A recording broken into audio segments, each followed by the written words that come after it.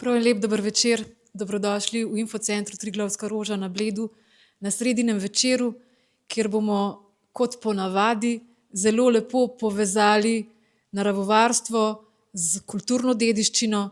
Današnji večer bo prav eden najlepših primerov načela, po katerem delujejo naša infosredišča SOS, spoznavam, občudujem, spoštujem.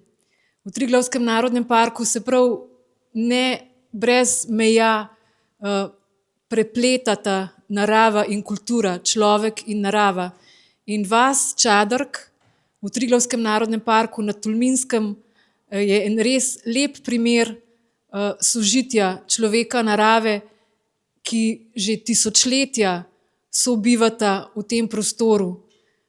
Ne bom razkrila vsega, veste, zakaj smo prišli, zaradi čudeža v Čadragu, in to zgodbo bomo skupaj s protagonisti današnjega večera, z gosti, s Čadržani in glasbeniki, pa tudi z mojimi sodelavci lepo počasi sestavili, da bomo razložili, kakšen čudež se je zgodil v Čadragu leta 2023 v okviru projekta Vrh Julijcev in od tam naprej potem do danes, in še zgodba še ni povsem zaključena. Za uvodne besede bi prosila direktorja Triglavskega narodnega parka Uroša Brežana, da pozdravi. Sam prihaja iz teh koncev, Čadržne dobro pozna. Prosim.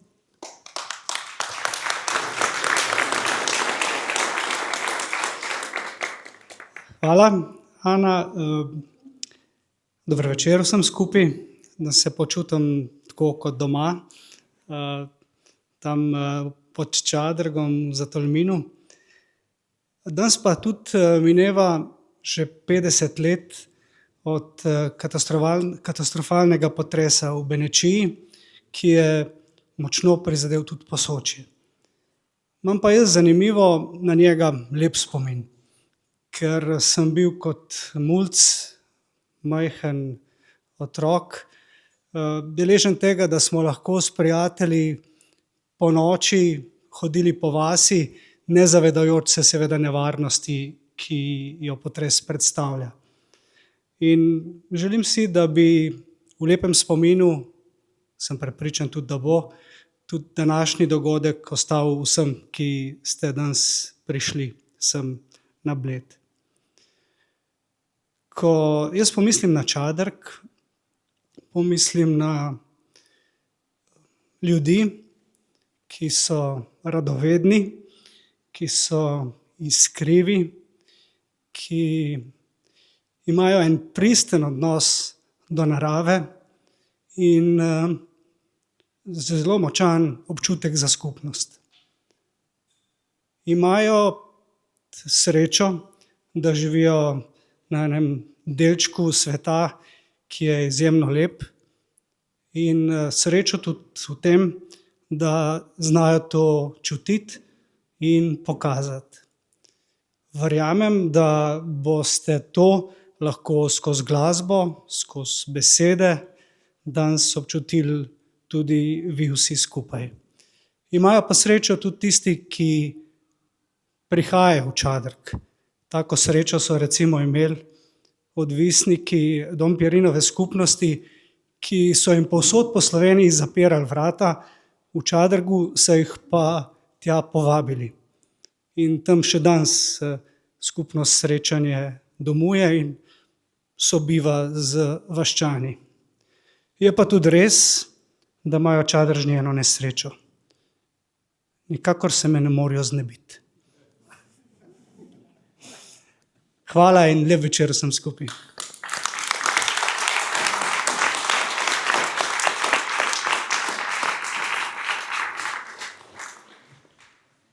Današnji večer bomo naredili v dveh delih. Kot vidite, imamo majčkeno premajhen oder za današnji večer, ampak nekako se bomo spravili gor. V prvem večeru bomo to zgodbo povedali skupaj z sogovorniki, ki jih bom povabila za tole mizico.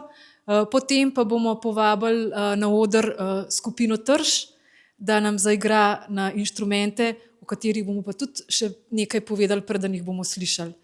pa bi kar povabila najprej na oder mojega sodelavca, Andreja Ariha, ker cela zgodba je zanimivo povezana s Triglavskim narodnim parkom, ker je sama najdba bila povezana z izvajanjem projekta Vrh Julijcev. Andrej Arih je vodja oddelka za varstvo narave v strokovni službi v javnem zavodu Triglavski narodni park. Bil je tudi glavni koordinator tega projekta in nam bo tudi o tem projektu kaj več lahko povedal. Andrej, kar prosim, da prideš na oder. Še en moj sodelavec, naravovarstveni nadzornik Gorazd Kutin, je bil zraven, ko se je ta najdba zgodila. Je že kar dolgo naš sodelavec in je vodja naravovarstvenega oddelka Posočje. Zraven je pa tudi ljubiteljski arheolog, fotograf in bomo videli, vi se boste odločili, ali je ta zgodba splet srečnih naključij ali pa je bilo vse tako nastavljeno, da se je to lahko zgodilo. Gorazd, prosim. Z nami je tudi Jani Kutin. Kje ga imamo? Jani Kutin danes bo govoril, ne bo prepeval. Z Gorazdom sta brata, sicer pa sam zase pravi, da je najprej kmet, pa potem sirar, pa pesnik, tudi glasbenik, frontman Bakaline Velike. Hkrati je bil pa tudi zraven, ko se je ta najdba najdla in skupaj z Gorazdom imata zelo dober nos, da sta potem tega nista porabila za kurjavo, ampak za kaj drugega. Z nami je pa tudi eden od teh, ki iz tega lesa znajo kaj lepega narediti, Danijel Musek, goslar, eden najboljših v Sloveniji in tudi v svetu.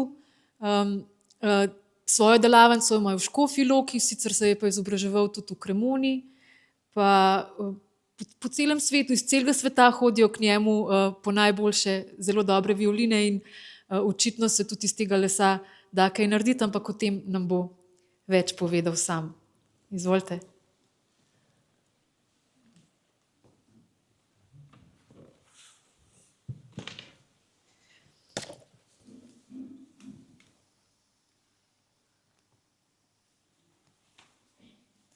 Pa bom kar Andreju dala besedo, da nam pove nekaj več o tem projektu, v okviru katerega se je tudi obnavljal Kal, ne samo v Čadrgu, ampak tudi drugje po Triglavskem narodnem parku. Zdajle sem jaz to... Ja.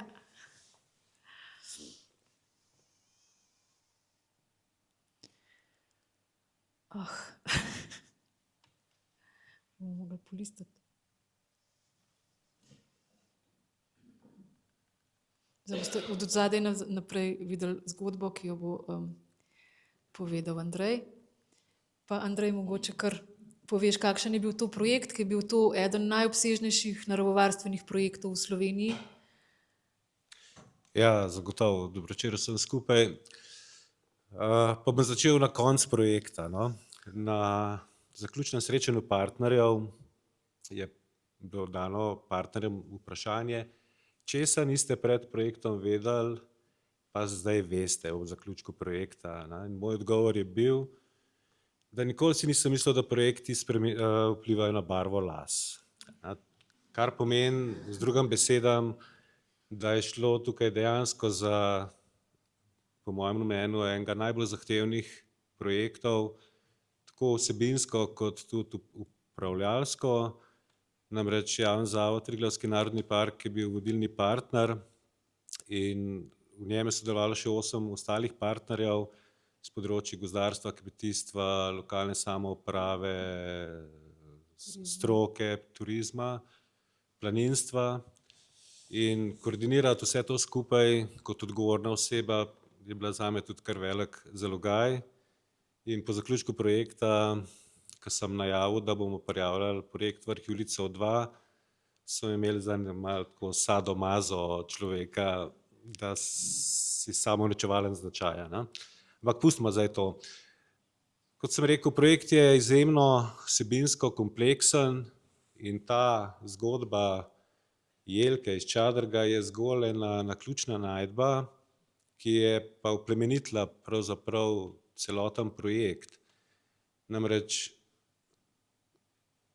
upam si trditi, da je ta projekt Vrh Julijcev povezal različna področja med sabo. Ni to, formalno je to naravovarstveni projekt, ki je bil namenjen izboljšanju slabega stanja nekim vrstam pa habitatnim tipom, v katere se danes ne mislim spuščati, in nek prispevek k izvajanju Nature 2000 v Sloveniji, ampak imel je toliko sinergističnih učinkov, tako s področja kulturne dediščine, gozdarstva, kmetijstva, da ne poznam drugega projekta, no, ki bi to sinergijo tako izpostavljal. Že sam logotip projekta, ti krogi nakazujejo neko povezljivost, tako na ravni ekološkega omrežja kot na ravni povezovanja sektorjev. Namreč za Slovenijo je znano, da smo zelo sektorsko razdrobljeno urejena družba in vsak ima svoj vrtiček in projekt je pravzaprav bil prisiljen povezati vse te različne deležnike med sabo, da smo lahko dosegli neke rezultate. Potekal je od leta 2018 do konca leta 2023, naleteli smo na ogromno nekih vprašanj, na katera smo uspeli najti odgovore in jih razrešiti, nekatera so ostala še nedorečena. Vsebinsko je bil pa urejen v 8 sklopov in verjetno ste po medijih zasledili zgodbe mirnih območij za divjega petelina, za belko, za aktivna visoka barja. Tukaj se je pravzaprav uveljavilo teh prvih 19 območij v prostoru, kar je pomenilo izjemno težko nalogo, namreč interes o uporabi prostora v TNP-ju je ogromno. Lahko si predstavljate na primer Pokljuko kot območje, kjer so konflikti interesov najbolj izraziti, samo plavalcev ni noter, ker ni površinskih vodotokov, pa še tam imate zdajle recimo na Rudnem polju tale za zasneževanje pač bazenček postavljen, no. Že tam se lahko že to tudi dogaja.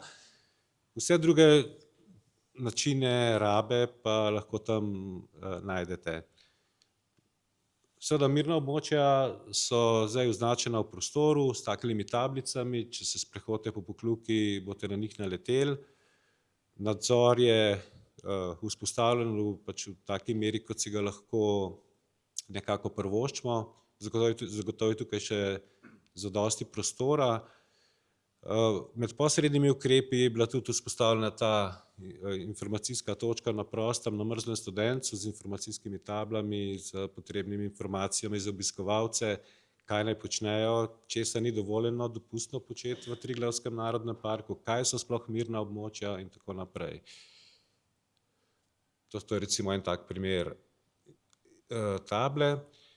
En sklop se je nanašal na ukrepe za izboljšanje življenjskega prostora za alpsko možino. Vemo, da je to vrsta, ki jo najdemo v južnih Bohinjskih gorah, tam okrog Črne prsti, in na okolici Lisca in Kozjega roba se je odstranjevalo lesno zarast in moram reči, da je bil ta učinek, ko smo preverjali potem, kakšen prispevek to je k vrsti, zelo pozitiven. Seveda se je lesna zarast odstranjevala tudi na nekaterih primorskih planinah. Jani, ti veš, Čadrški vrh je bil ena taka zgodba, kjer se je to na kar nekaj hektarjih odstranilo in verjetno zdaj še stvar funkcionira, ne? Potem pa je seveda ta sklop vsebinski povezan z obnovo kalov. V projektu Vrh Julijcev je bilo obnovljeno 15 kalov, kar je ogromno za neko 3-letno obdobje čiste igre. Lahko si predstavljate, da zaradi zakasnitev, ki smo jih imeli na račun covida, Vmes je bila ta situacija lockdowna, nekako umiranja javnega življenja, umiranja. Tako da so pravzaprav vseh 15 kalov izvajalci morali izvesti v letu 2023.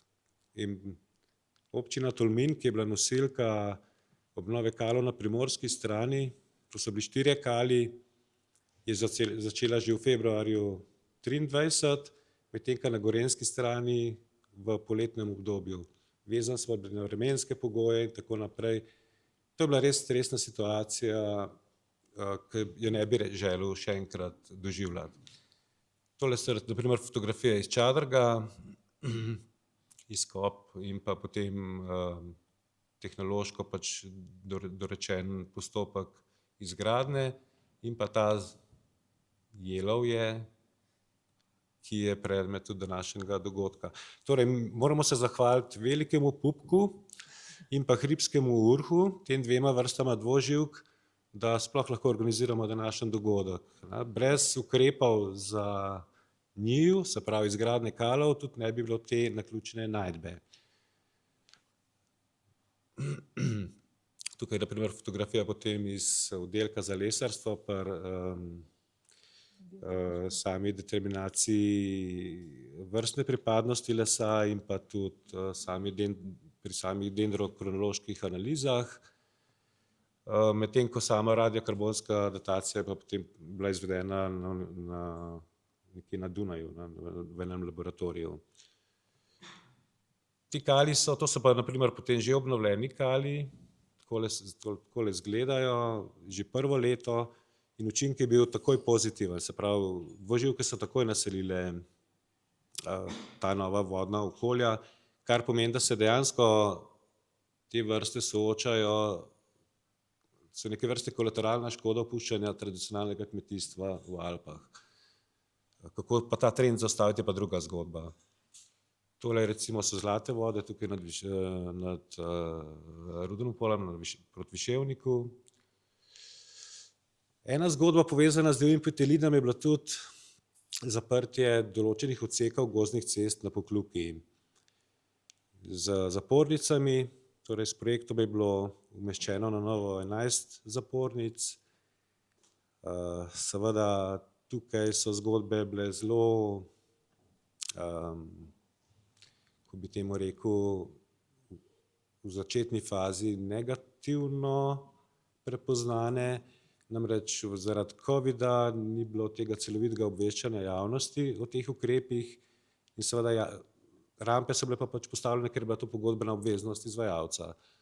In ljudje, ki so se lahko zadrževali v območju Slovenije, takrat je šlo za zaprtje tudi državnih meja, seveda niso razumeli, za čemu so te rampe namenjene. Tako da je bilo kar nekaj medijskega pogroma na ta račun, pa smo potem vse skupaj razrešili.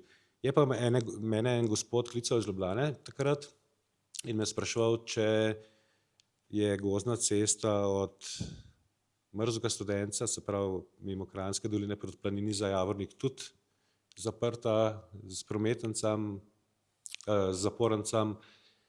In ko sem rekel, da ni, je potem izjavil, potem pa v celoti podpiram uveljavljanje mirnih območij za divjega petelina in pa umeščanje zapornic na gozdnih cestah. To pomeni samo, da smo na načelni ravni smo vsi zeleni, vsi smo naravovarstveno naravnani, če niso ogroženi naši osebni interesi. To zelo velikokrat povem, ker to je tak značilen primer slovenski. Torej, poleg teh fizičnih zapornic so potem seveda tudi primerno označene, zakaj te zapornice stojijo v prostoru zaradi bližine mirnih območij. Zavod za gozdove se je lotil presek v pokljuških gozdovih, torej so jih prečistili, da so odprli prostor za razrast podrasti, predvsem borovničevja in pa drugih plodonosnih grmovnih vrst za divjega petelina in jereba. Izvajala se je sadna tudi plodonosnega drevja po Pokljuki in Mežakli. Ena taka tretja najbolj zahtevna zgodba pa so seveda je pa seveda predstavljalo dvojno jezero. Namreč verjetno poznate zgodbo iz leta 1991, ko so bile vnešene načrtno ribe v ta jezerski ekosistem in so popolnoma porušile delovanje tega sistema revnega shranili, torej oligotrofnega. Danes govorimo pač o mezotrofnem jezeru, ki že prihaja v eutrofno, to pomeni, da je že nekje na poti brez povratka. Pa vendar, tukaj je bilo strani Zavoda za ribištvo odlovljeno 28.000 rib, jezerske zlatovčice in pa pisanca, ampak niso uspeli priti do konca, tako da bomo morali razmišljati o kakšnem bolj radikalnem ukrepu, recimo, da ga za en let spraznemo, pa da spucamo, pa se bo nazaj zalilo z vodo po naravni poti. Je pa to seveda vprašanje konsenza stroke. Tukaj so primeri recimo izlova teh rib. Istočasno so se odstranjevale tudi makrofiti, torej to rastlinje, ki ima v sebi vgrajena ta hranila, ki obremenjujejo dvojno jezero. Ogromno je bilo tudi teh posrednih aktivnosti, raznih vodenj, ekskurzij, predavanj, pa ne bi jaz tukaj šel v podrobnosti, ker današnji dogodek ni temu namenjen. Odkupili smo tudi kar zajetno količino hektarov gozdnih zemljišč, med njima tudi 2 gozdna rezervata, Apico in pa Visoke Zjabce. Bi pa poudaril za konec, da glavna ugotovitev je bila, da brez celovite komunikacije takih naravovarstvenih ukrepov niti ni mogoče izvajati. Tukaj se moramo brez dvoma zahvaliti tudi zunanji komunikatorki, ki je poskrbela za to, da se nismo mi vsebinci obremenjevali z plasiranjem informacij pa odgovarjanjem na taka in drugačna vprašanja. Praktično vsakodnevno smo bili nekje v medijih izpostavljeni, bodisi pozitivno, bodisi negativno, ampak izplen na koncu je bil vse izredno pozitiven. In dokazilo to je konec koncev tudi Slovenska nagrada za Natura 2000, ko smo jo dobili v letu 2024, je neko priznanje projektu, da je dejansko po eni strani naravovarstveno uspel, po drugi strani pa tudi zelo povezal deležnike med sabo. To je to. Hvala, Andrej. Sam še to povej, to se pravi, vrh Julijcev 2 bo ali še ne veš?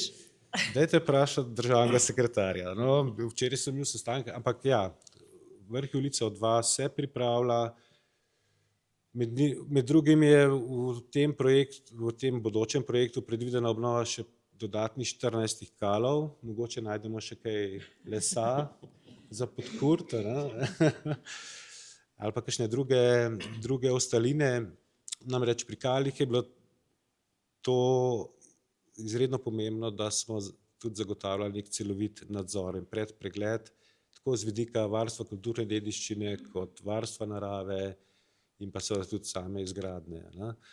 In obstaja pač neka možnost, da pridemo tudi do kakšnega dodatnega vira za glasbila. Možnost je verjetno majhna, bo pa naključna. Torej, projekt Vrh Julijcev 2 definitivno ne bo namenjen temu, da bi kopali luknje po Triglavskem narodnem parku in iskali pač debla izpred 6500 let. Hvala.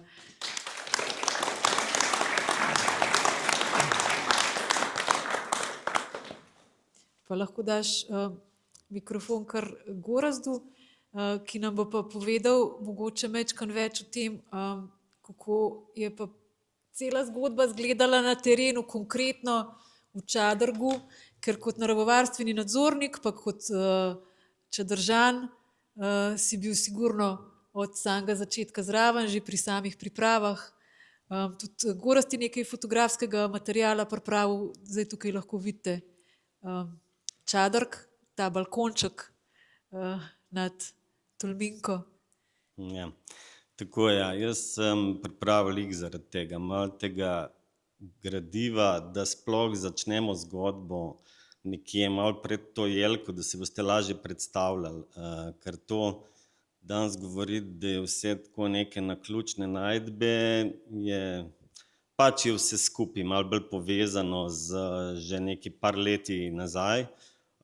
Tukaj ja vidimo Čadrg nad dolino Tolminke, je bil že v preteklost ena zanimiva terasa in jaz ga bom malo povezal tudi z najdbami izpred 15 let, se je začela ta zgodba.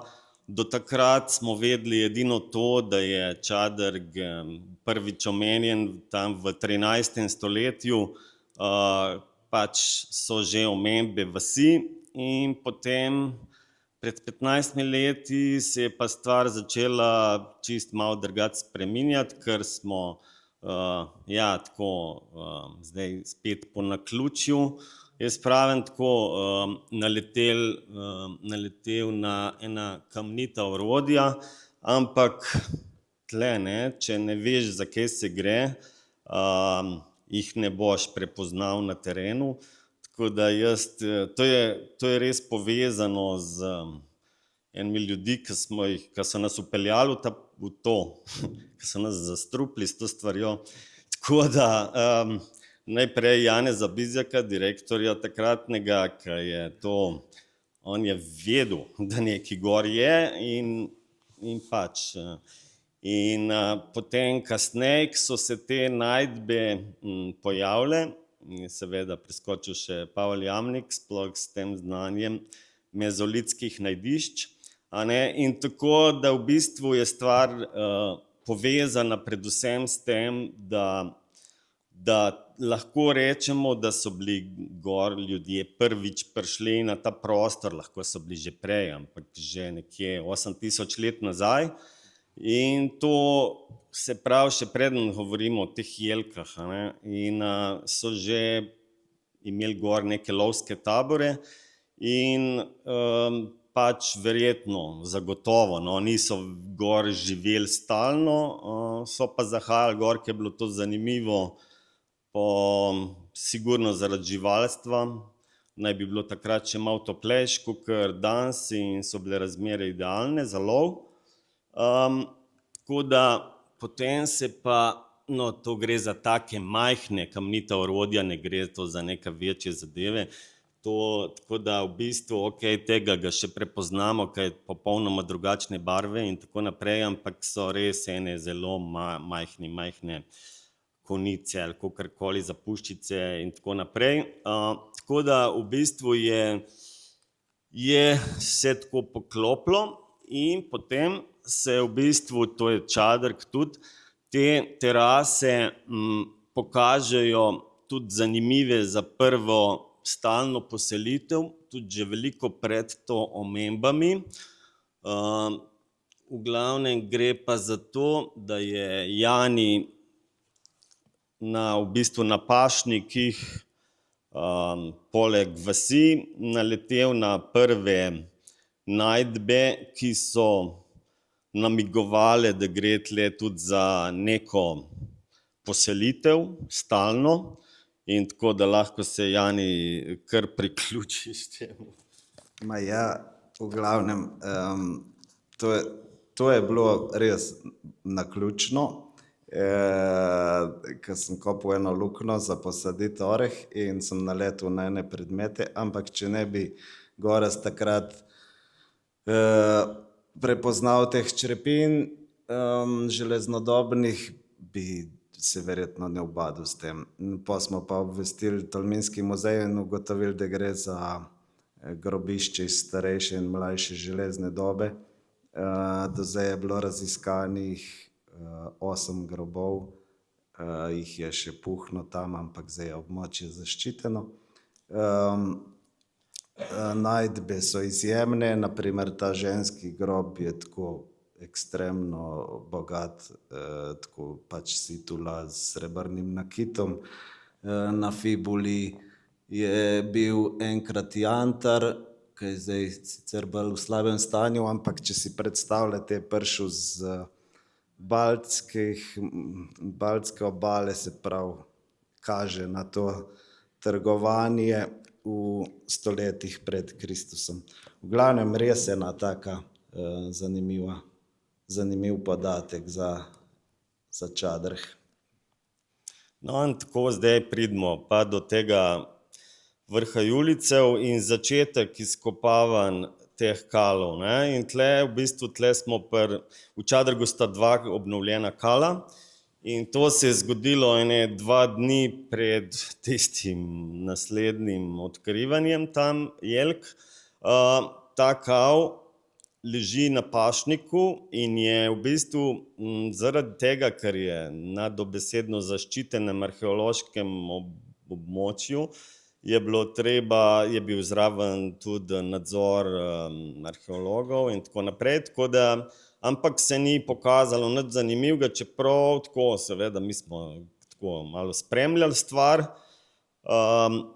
Potem se pa začne ta izkop tega drugega kala, ki pa pokaže popolnoma neko drugo stvar, ki nima veze sicer z arheologijo, ampak zelo zanimiva zadeva. Jani me pokliče, pravi to pa to je zdaj tle in potem se je stvar začela. No? Tako da Jani... Ja, v glavnem, pokazali so se kosi lesa. Prvi je bil tale tu, prvi kos jelke. V Čadrgu poslušamo že od otroštva eno zgodbo, eno pripovedko, da naj bi v Čadrgu enkrat rasel cel gozd jelk in da naj bi tam živele velike zveri, medvedi in volkovi. In da je zadnjo jelko se tudi ve, kdaj so posekali, se pravi med Prvo svetovno vojno, ko so rabili za narediti Za žičnico, kašicne, stebre, ja, za žičnico. In v bistvu po jelk ni bilo več v Čadrgu, se pravi 100 let. Do zdaj. V glavnem takoj, ko so se pojavili te kosi lesa, sem pač, ker sem lesar, videl, da je to les iglavcev in zato smo pole tudi začeli razmišljati in predvsem zaradi tega, ko sva zgoraj zdaj malo že bila podučena kako naj bi izgledale te arheološke najdbe in tako naprej. Moram poudariti, da to niso arheološke najdbe, da ne bo kakšne pomote, ampak les se je obnašal popolnoma drugače. Mislim, že zgledu je star, ko je z bagrom na primer oddrobil kos lesa, je bil popolnoma svež, ampak čez 5-10 minut je oksidiral, pač tako se ne obnaša noben les. Zato sem se odločil, smo se odločili, da les spravimo. Ekipa delavcev, ki so tam delali, pač njim je bilo samo v interesu čim prej to pospraviti, tako da so bili prijazni in so to nabasali na prikolico. In pole je šlo to k meni domov na hlev, to je bilo sred zime, zelo je bilo mraz, ta les bi zmrznil in verjetno bi ga zmrzal poškodovala, tako da sem ga spravil na hlev in pole počasi smo se lotili to žagati in sušiti. Ja, in takrat ni še noben vedel, koliko je ta les star. No. Mi smo pobirali stave med prijatelji, koliko bi lahko bil star. Eni so rekli 100 let, eni več, gorast je zadev, najbližje, tako da je dobil od vsakega eno pivo. V glavnem, moram povedati, da tu je res puhno stvari vplivalo na to, da lahko danes govorimo o glasbilih z tega lesa.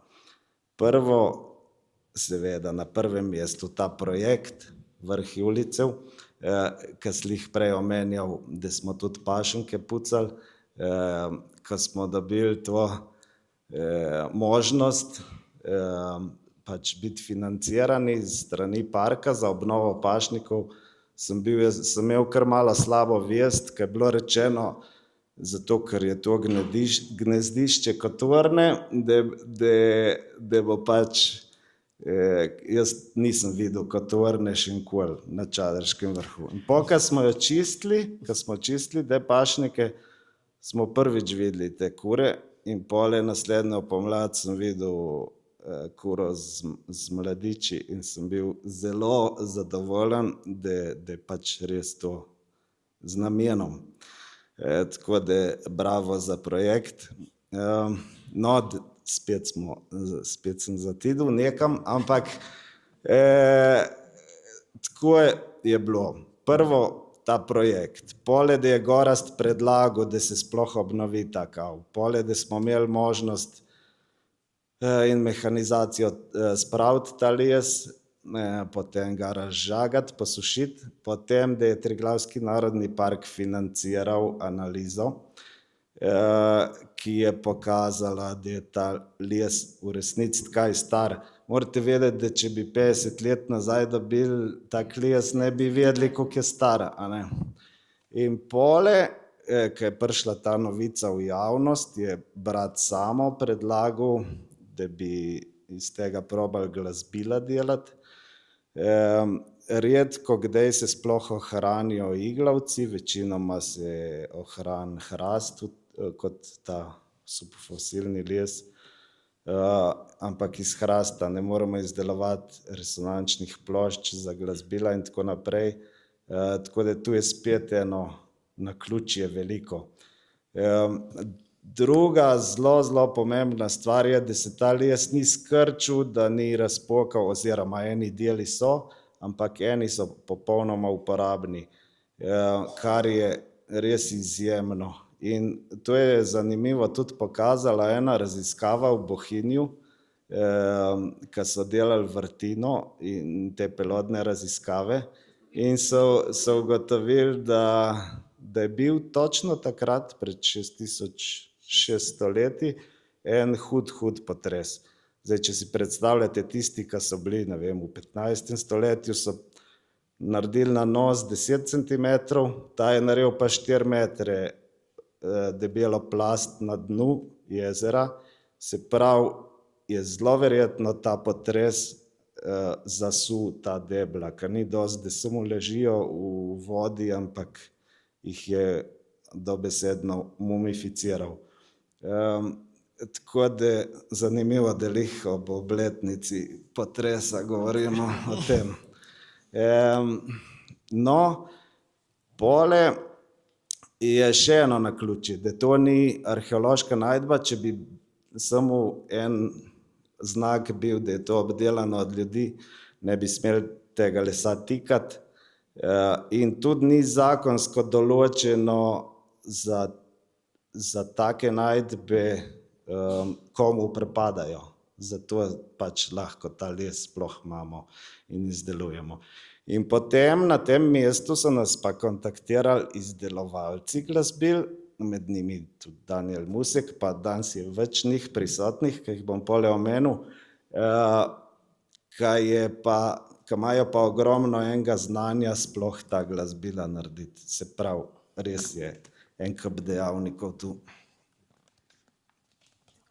Ti kaj povedal? Ne, se to me zanima, kako sploh ugotoviš, da je recimo katerikoli les, ampak ta les ga moraš sprobati, da je resonančen, da je primeren za... A to ste že takoj pomislili? Kdo je pomislil na to? Samo? Prvo sem probal posušiti jaz ten kos lesa, da vidim sploh, kako se obnaša, in ni razpokal. In potem smo sploh začeli razmišljati, da ga razžagamo pa posušimo. In za resonančen se je izkazal pa kasneje, ko smo pač naredili glasbila.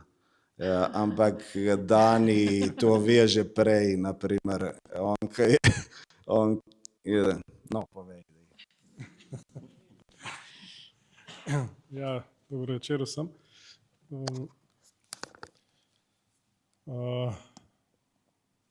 Kje naj začnem? v bistvu mogoče bi sam na hitro povedal, da sem v bistvu za to najdbo zvedel, ker bolj slabo televizijo gledam in tako, bolj slabo spremljam medije. Sem v bistvu zvedel za to najdbo od ene stranke, ene violinistke iz Filharmonije. Bila lih slučajno takrat pri meni v delavnici in povedala za to in je slučajno tudi bila v Čadrgu, že prej in je bila tako rekla, moraš iti tja, v glavnem. In jaz sem potem takoj klical, mislim, da sem v roku 1 ure nekje najdel številko Janijevo in klical. Mi smo se že za konec tedna že zmenili za obisk.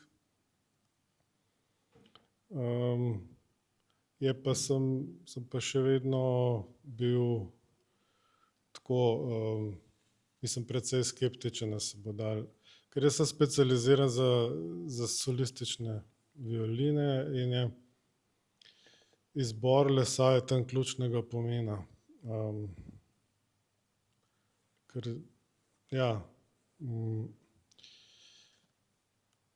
in vedel sem, da bi se mogli vsaj recimo nekih 10 čudežev postrojiti, da bi bili vsi pogoji tam, ko bi lahko govorili, da imamo pa res, vsaj kar se tiče violin, neko globalno zgodbo, fenomen, ki bi lahko pač bilo svetovno prepoznavno. In načeloma dejansko se je vse to zgodilo. In še to je bilo, bi rekel, mislim, ker že govorimo, jaz tako, kar se spomnim, Jani popravi me, če se kaj narobe spomnim. V bistvu problem je bil tudi pri tem lesu, da je med temi preiskavami oziroma analizami, ne, je ta les stal. V bistvu, kaj je bil razžagan, je bil samo prvi hlod, v bistvu, ali 2. Ja. 6 večjih kosov, pa kar precej manjših. No, in v bistvu je bilo tako, da za mene v osnovi uporabljam samo cepljen les. In v bistvu praktično tak les, ki je za skodle.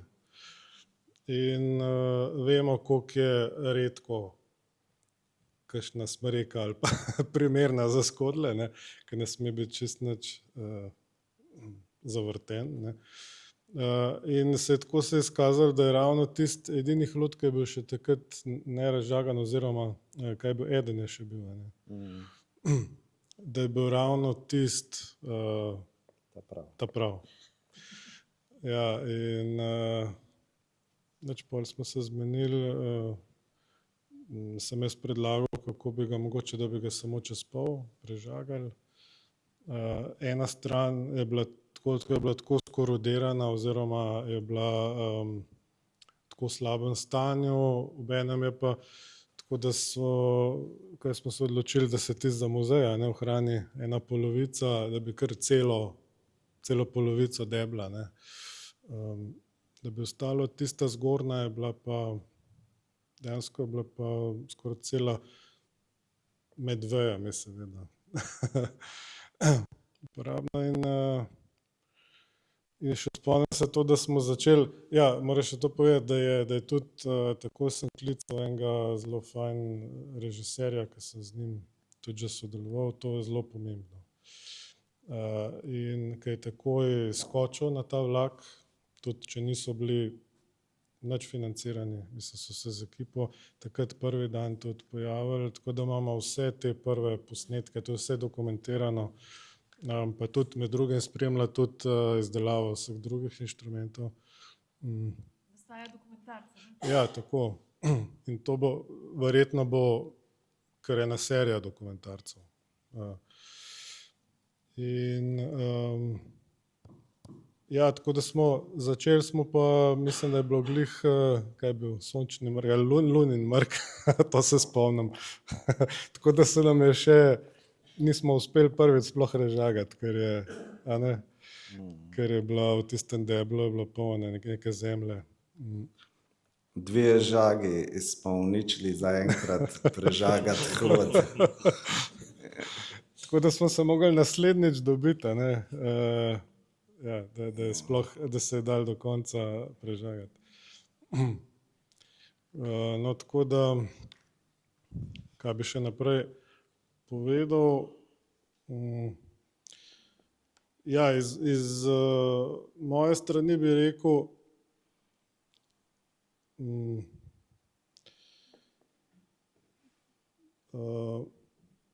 da ima les, tukaj bi težko govoril, ne, če govorimo o karakteristikah tega lesa, ni podoben jelki, ni podoben smreki, obenem je lahek, po drugi strani je pa trši kot sicer sem jaz navajena, ne. Recimo, ker največ delamo iz smreke. Zdaj jelka pa tudi, jaz mislim, da bi bila, vem, da mojster, ko sem bil pri njemu vajenec, Demšar je vedno govoril, da bi bila jelka še boljša akustično, ampak če ne bi imela kolesivosti, ne, ker vemo, da rada poka med letnicami in ravno les, to je najbolj občutljiv del violine, se pravi pokrov violine je dobre 2 mm debel in je radialni rez, se pravi, že tako je poč vedno med letnicami, ne, zdaj, če ima pa še les sam po sebi že te težnje, ne, da sam od sebe poka, je pa v bistvu to, kar ja, težko uporabno za violino. Zdaj tukaj pa v bistvu teh problemov nisem opazil. Na enih delčkih smo na nekih vejah, a ne, se je videlo, se je kolesivost tudi naredila, ko se je les posušil, ampak na samih plohih oziroma na samih teh kosih zdravega lesa se pa ni. Razen tisti, ki so taki kapluta ratali, ki so razpokali, v bistvu ki so bili na nek način, v bistvu se je z njimi nekaj moglo zgoditi.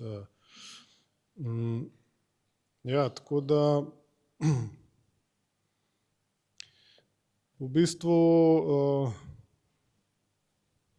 ne vem, kaj konkretno ne povem, ker je toliko na široko mogoče boljš malo usmerjati. Bi mi bilo zanimivo slišati, seveda taka violina sploh, da nastane iz takega lesa, že je tako posebna, ampak ali ima kakšne posebne karakteristike, ali je drugačna od drugih violin, ni sploh važno, je boljša, je slabša, ampak kakšna je? Ja, v bistvu enkrat, to je bilo edino vprašanje za mene, sem vedel, da bo violina lepo zvenela, mislim pa, da bo nekaj posebnega. Za nas je pa predvsem pomembno pri solističnih, kar loči solistične violine od recimo nekih povprečnih, je močna prisotnost enih visokih frekvenc, ki mu mi rečemo briljanca. Ker v bistvu ponavadi ljudje mislijo, da se violino sliši močno, na primer v neki Galusovi dvorani, tudi če je simfonični orkester, pa igra solist z njim, se to vedno igra neozvočeno. In se inštrument, dober inštrument se sliši ven. In to je po zaslugi prisotnosti teh visokih frekvenc, ne zaradi glasnosti. V bistvu te najdražje stare italijanske violine, ki so še vedno nekako vzor, ne. Stradivarke, na primer, jaz sem jih čez 30 špilov, sem pač imel tako srečo, nisem ene glasne špilov, pa so vse bili odlični solistični inštrumenti, ampak imajo to briljanco in to se tako sliši kot neka čistost, jasnost v zvoku. Obenem imajo pa tudi mehek ton, imajo tudi te nizke frekvence in ta kombinacija je tista čarobna, zakaj jih tako, ne, občudujemo. No, in v bistvu to je bilo, ker je pa to zelo povezano s samo rastjo, tudi s samim materialom, je bilo to edino vprašanje, ker ga jaz nisem vedel, a ima les še dovolj neke strukturne integritete, da bo dovolj te briljance, ali bo v bistvu bolj kljub temu, da je bila pravilna rast, pa tako, pa cepljeno, da bo bolj neke komorne vrste inštrument. In potem se je na koncu izkazalo, da ne samo, da je imel dovolj, ampak da ima neverjetno količino briljance in jaz mislim, da je verjetno to violina z največ briljance, kar sem imel v rokah. Prav zares. Ja, in tudi v bistvu se, tudi solisti, ki probavajo, se tudi tisti, ki vejo, zakaj gre, se tudi tako odzivajo in tudi publika vedno. Zato, ker ta briljanca je tudi povezana z povečano ekspresivnostjo. Moram povedati, da tudi ljudje, naprimer naravni pevci oziroma tudi govorniki, ki imajo tak glas, tak čist glas, to ni važno, lahko je visok, ženska, recimo lahko je sopran, lahko je bas. Takim se ni treba nikoli, recimo, če so operni pevci ali pa kakršnikoli pevci, v bistvu že to jih takoj slišiš, ker lahko čez potihem govorijo, pa jih čez celo sobo slišiš vedno. Drugo pa, da karkoli rečejo oziroma zapojejo, zveni bolj ekspresivno, se nas bolj dotakne. To te visoke frekvence naredijo, to je pač nek poseben fenomen. In ja, zato tudi ta violina opažamo, recimo na državni slovesnosti so nam na protokolu rekli, da se ni še nikoli zgodilo, da je bila praktično vsa dvorana v solzah, na koncu pa je bil samo ena skladbica zašpilana, ne? In so bili blazno zadovoljni, seveda. Mi pa tudi, ampak to je efekt tega in v bistvu je zelo hvaležen inštrument za glasbenika, zato ker sam poskrbi za prenos emocij do poslušalcev. Ja. In koliko takih violin je lahko nastalo iz tega lesa? Ali pa še nastajajo? Zaenkrat je ena, ki smo jo krstili na lansko kresno noč v Parkalu. Letos pa tudi je plan, da bo za letošnjo kresno noč, bomo pa naslednjo, ki pa gre Kotinom. In bo tudi narejena, ker violina je recimo zgornja plošča, se pravi pokrov, pa vsi notranji deli, se pravi akustično recimo najpomembnejši deli so narejeni iz te jelke, ostalo je pa iz rebrastega javora. V bistvu, ki je pač klasični gorski javor, ki ima to gensko mutacijo, rečemo v bistvu, da ima valovito rast letnic. In zdaj pri tej čadrški violini bo pa posebnost ta, da ti deli, ki so sicer iz javorja, se pa obod, dno pa vrat, bojo iz tepke, čadrške tepke narejene, se pravi iz hruške. Kaj je zanimivo, tudi vse tepke, ki sem jih videl, so bile rebraste. Isto imajo te valove noter, tako da bo ta violina bo malo temnejš izgledala, ker je hruška je tako malo rdeč, rožnato, rjavkasta, pol kaj lakirana. In mislim, da bo tudi, da bo zelo posebna tudi iz tonskega vidika. Ker bo hruška, se je tudi v zgodovini, se je že bila uporabljena, tudi znani mojstri so tudi že uporabljali, ampak ne veliko in mislim, da bo zanimiv inštrument. Mogoče, Jani, nam še ti poveš, kateri inštrumenti so še vse drugi nastali iz tega lesa? Ja, jaz se bom kar malo sprehodil tu po odru, ker če ne bom ki pozabil. Prvo glasbilo je naredil Sebastian Gršak, ki bo danes tudi nastopal. Lahko mu en aplavz date. To je bila Piščal, ki jo je poimenoval Kamenodobka. Danes bo igral druge dve piščali pa fujaro. Potem bo Enja Grabrijan igrala na Danijevo violino. Bas boben smo izdelali brati Kotin in Sebastian Gršak.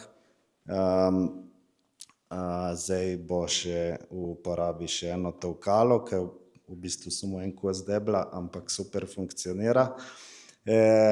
Potem bo Samo igral pa na ovnovo bas harfo, ki smo jo tudi naredili s tepke pa s čadrške jelke, to je to glasbilo. Pole na liro, ki sta jo izdelala Ažbe Toman pa Matej Kosmač, ki sta tudi danes tu prisotna, prosim en aplavz.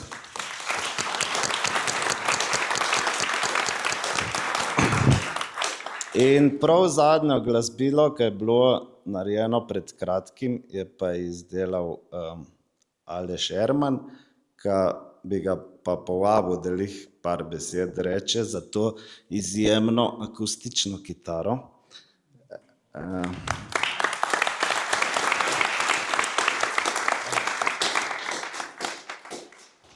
Dober večer. Daniel je že precej povedal od lesa, bom jaz mogoče malo bolj kratek. Brez Ažbeta ne bi prišel do lesa.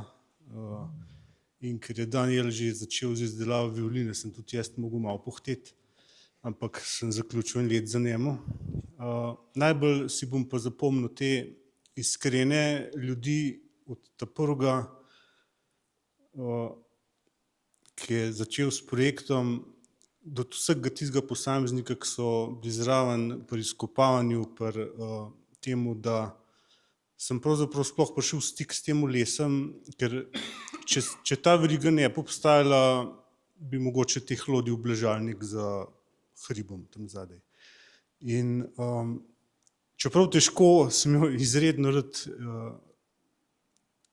iskreno izročil telem preprostem, iskrenem ljudem. Tako da hvala za to izkušnjo.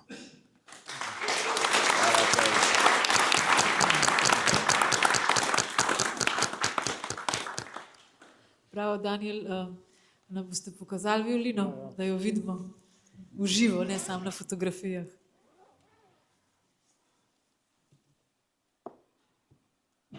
Ima še ključavnico?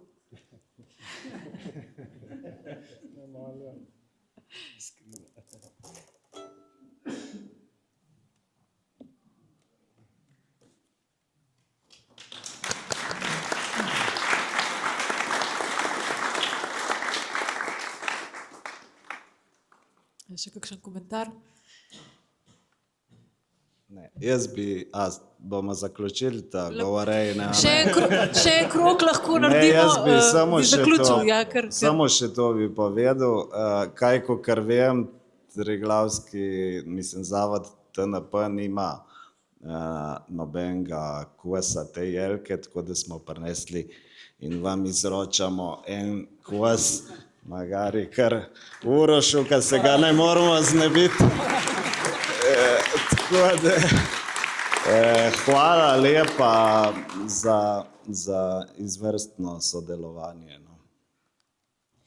Zdaj mislim, da boste res lahko sami presodili, ali je to naključje, da se take stvari zgodijo, da so ta pravi ljudje na pravih mestih, s pravim znanjem, s srcem na pravem mestu, s talenti, kakršni so, z potrpežljivostjo, razpoložljivostjo, da se takih stvari sploh lotijo, da se les spravi na hlev, ne na skedenj, da se raziskuje, da ste radovedni, da ste ustvarjalni in da potem lahko take dobre zgodbe nastanejo. Ampak mislim, da ti lahko razmisliš, da bi še kakšno luknjo kje skopali, ker tega lesa bo kmalu zmanjkalo. Ja, zdaj kot biolog jaz vidim to predvsem kot nek substrat za živo naravo. Tako da, čeprav sin je usmerjen v umetnost, pač trobento igra, ampak njegov oče je pa bolj naravoslovno usmerjen. Ja, bomo probali, no, tako kot sem rekel že prej, bomo kakšnega izvajalca sprosili, da kakšno dodatno luknjo skople, pa poskuša kaj najti. Seveda, to vse pod nadzorom. Tako kot je Aleš izpostavil, tukaj je cela veriga pomembna. ne samo posameznik. Jaz bi lih na to dodal, ta veriga bi mogla biti, po mojem, na celotnem nivoju države bolj dostopna, da če nekdo nekaj najde, ne samo prek projekta, ki ga potem projekt to lahko financira, razne, pa naj bo to za arheološke raziskave ali pa za take, ko ne veš, koliko je les star, da bi se te institucije odzvale tudi takrat in da bi bilo potem marsikaj še najdenega in raziskanega v tem prostoru.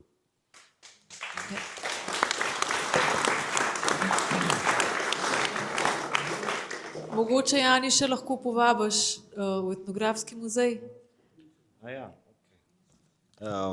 V etnografskem muzeju v Ljubljani je zdaj pol leta razstava na temo Čaderške jelke, zelo zanimiva, tudi z raziskavami Lesarskega inštituta. Razstavljena je tudi par stolet stara skrinja iz Čaderga, ki je izdolbena iz debla jelke. Tako da zanimivo se povezujejo te zgodbe. Zdaj pa mislim, Da je čas za glasbo, smo res dosti govorili, ker glavna ideja našega projekta Čaderška jelka je ta, da se iz ene stvari, ki je bila res dolgo mrtva, naredi nekaj živega. In zato pustimo plac muziki. Čau. Hvala lepa vsem.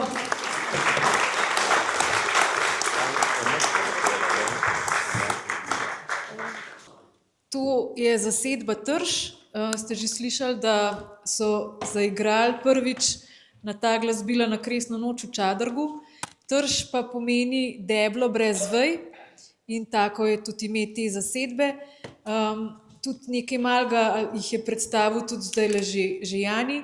Na violino bo igrala Enja Grabrijan, sicer je etnologinja, kulturna antropologinja, instrumentalistka, ilustratorka, v glavnem zelo širok nabor zanimanj in združuje vsa ta svoja znanja, hkrati pa tudi instrumentalistka, violinistka, tudi v eni zasedbi igra, kako že, Enja Ingver in Gverilke, lahko preverite. Potem Sebastian Gršak, ki je naredil prvo, ga imamo tukaj, prvo flavto, glasbenik, izdelovalec unikatnih glasbil. Za zasedbo Trš je naredil tudi druge piščali, med njimi slovaško fujaro in natolkala napev živalske kože. So pa še druga glasbila tudi v planu, a ne? Še nastajajo. Potem pa je z nami na tolkalih Vid Drašler, tolkalec, eden najvidnejših improvizatorjev v Sloveniji, dejaven tudi v zelo raznolikih glasbenih projektih, sodeluje pri gledaliških predstavah, aktiven je kot glasbeni pedagog, sooblikovalec glasbenih prireditev, pa seveda še Samo Kutin, še eden iz te družine srčnih ljudi, kot smo danes slišali, multiinstrumentalist, znan po rabi nekonvencionalnih in lastnoročno izdelanih glasbil ter zvočil. Na področju proste improvizacije se posveča glasbilu Hurdy-Gurdy, tega danes ne bomo slišali, ker ga še niso naredili, ampak ga boste, a ne? Iz Jelke. Zanima ga tudi igranje v naravnem okolju, deluje pa v zasedbah Širom in Bakalina Velika skupaj z bratom Janijem. Zdaj pa res zadosti govorjenja.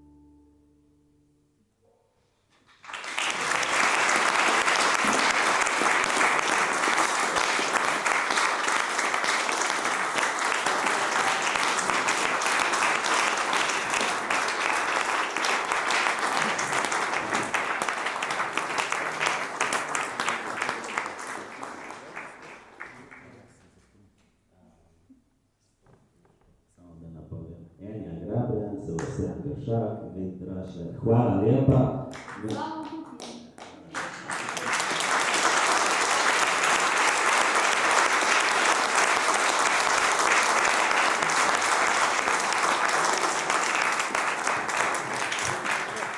Hvala lepa, mojstri, izdelovalci, super je špilate inštrumente. Se vidimo na kakšnem modremu koncertu še, ker bo še kakšen inštrument več in še kakšna skladba več. Hvala lepa, da ste prišli danes.